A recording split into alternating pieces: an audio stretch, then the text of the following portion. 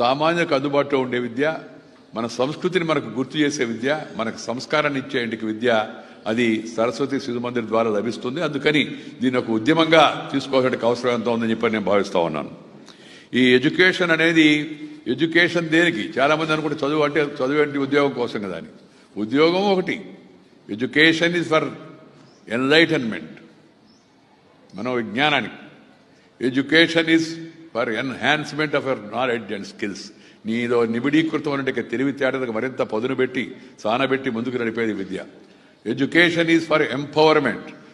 నీకు శిక్ష, నీకు విద్య ఉంటే నువ్వు అవినీతికి వ్యతిరేకంగా పోరాడగలవు, అక్రమానికి వ్యతిరేకంగా పోరాడగలవు, అన్యాయానికి వ్యతిరేకంగా పోరాడగలవు, నీకు రావాల్సిన న్యాయమైన హక్కులను రాబట్టగలవు. అందుకని ఎడ్యుకేషన్ ఈజ్ ఫర్ ఎంపవర్మెంట్. ఆ తర్వాత education is for employment also. There no education is for empathy. సమాజం పట్ల నీ కర్తవ్యాన్ని తెలియజేసేది, నీ సంస్కృతిని గుర్తు చేసేది ఎడ్యుకేషన్.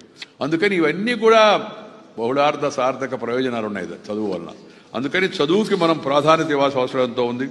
మన కుటుంబం తర్వాత స్కూలు మన అన్నిటికన్నా ముఖ్యమైనది. పాఠశాల మన మన మన యొక్క వ్యక్తిత్వాన్ని, మన యొక్క క్యారెక్టర్